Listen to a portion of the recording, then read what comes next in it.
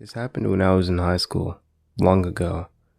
My mom just recently found the paperwork about it when she cleaned out her office upon retiring from the police department. I remember being upset and scared when it happened, but reading the details as an adult, it sounded even worse than I had remembered. Now I was 17 years old, working at a flower and gift shop. It's nighttime. A man comes in, short, overweight, balding, 40s, creepy. He tells me about how he needs an apology gift for his girlfriend, so I offer a bouquet, and obviously it's a flower shop. He says she doesn't like flowers because they die. This was the first weird thing as he came into a flower shop. Then he goes into detail about how he hit her, and asks me if I think he was right to do so. This was long ago, so I don't remember exactly what I said, but it was something along the lines of, "Not if you want her to continue being your girlfriend." He then tells me what a great job I'm doing and asks when I get off of work. I dodge entering, he leaves. Nothing for 6 months. Then right before Valentine's Day, he walks in the door 1 minute before close. It was dark, and from the outside it looked like I was working alone as my coworker. About 40 years old, female, was in the bathroom. Instinctively, it felt like a predator had just entered the room. You know when something isn't right and everything feels just not right. I then notice he has a tarnished revolver tucked into the front of his windbreaker, which is halfway unzipped. It was obvious he wanted it seen. I quickly scribbled a note to my coworker that said, "He has a gun," and handed it to her when she came out of the bathroom. She calmly walked to the phone and looked at me, wordless, asking if she could call the cops. I shook my head no, as I felt it would escalate the situation. God forbid he heard the police coming and took us hostage or something. I was just going to try and act as calm and normal as I could, and hopefully not tip the situation into something more dangerous. He spent 15 minutes wandering around what was a fairly small shop. In retrospect, he was probably waiting to see if my coworker would leave, as it was now well past closing. Finally, he places an order for pickup on Valentine's Day, which gives me his name and info on the police report I'm sure as heck about to file. He buys a card and pulls out a wad of $100 bills when he slowly thumbs through as though looking for the right one with which to pay for his $40 order. I ask him if he wants a bag, as it wouldn't be very inconspicuous as he just showed up at home with the Valentine's Day card. He replies, "No, I didn't feel like being inconspicuous tonight," which seemed like an obvious reference to the gun hanging out of his coat. He leaves. We quickly lock the door and watch him sit in his truck outside. We were not about to exit the shop until he was gone. Finally, he pulls out of the parking lot and moves to another spot further away and continues to just sit there. I don't know how long we waited, but he finally left. I called my mom, crying. She called the police, who came into the shop the next day to take a report. I told my best friend at the time what happened. She told her mother. Her mother happened to work with the man and informed security at her job. She said he was very weird, creepy, and liked to talk about weapons a lot. Security at his job, a large company with government contracts and things having to deal with tech and security, pulled him into the office and questioned him about it.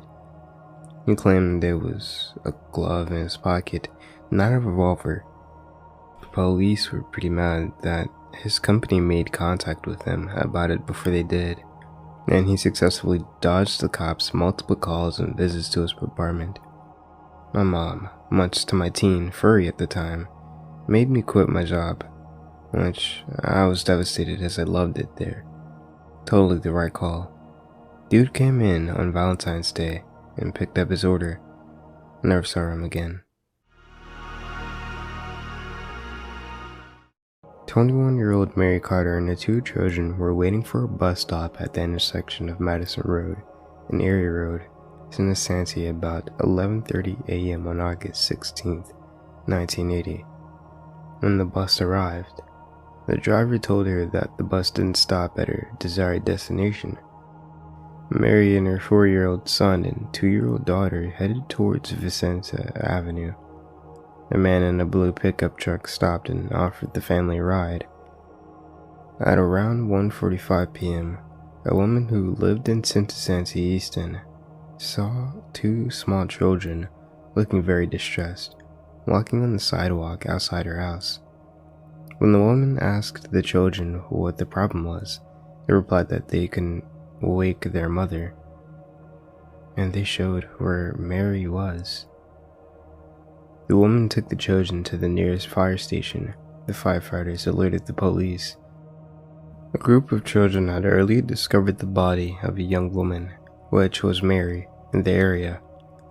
The area Mary was found was known as prostitutes used to take their clients there. Mary was found in a ditch. According to the autopsy, she was not sexually assaulted. She was strangled to death manually or with a lineager. The children told police that they were picked up by a man in a blue pickup truck. They have never seen or met the man before. The man let them all out of the truck near Eastern Avenue, at which point they were unable to wake up their mother. Detectives were furious about the fact that someone had killed Mary in front of her 2 small children. They worried that the children would be psychologically damaged from the event and were determined to find the man responsible. With little to go on, they appealed to the public for help. A description of the truck. Several motorists had seen Mary and her children get into the truck. They contacted the police and gave the description of both the truck and its driver.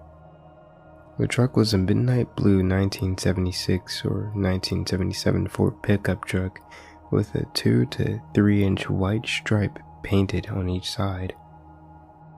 The truck had a black steering wheel and a light blue interior. It also had a single rear window, an aluminum rear bumper, and chrome box rails on each side of its truck bed. The truck may have had a white, removable camper cap over the bed of the truck. The description of the man. A white male, 35 years of age, of average height and weight, with either blonde or white hair and a dark mustache. He had dark eyes and an olive complexion. The suspect may have been wearing a white short-sleeved shirt that buttoned down the front, white trousers, and brown shoes. He was described as neat in appearance.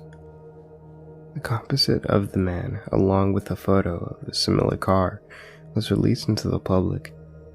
Even though police investigated over 100 cases of blue pickup trucks, they were never able to find the car or the man.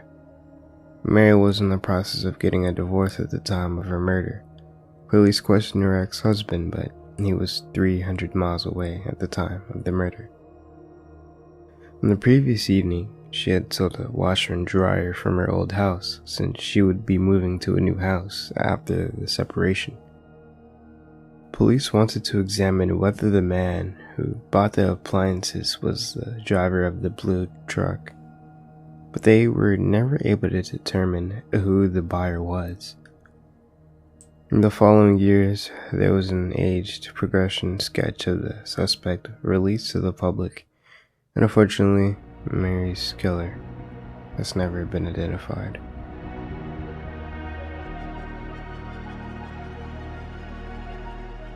Thank you guys for listening to the stories for today, and I hope you guys enjoyed them. A huge thanks to the Redditors that participated in today's video, and you will be credited in the description down below. Thank you guys for listening once more, and I hope you guys enjoyed the video.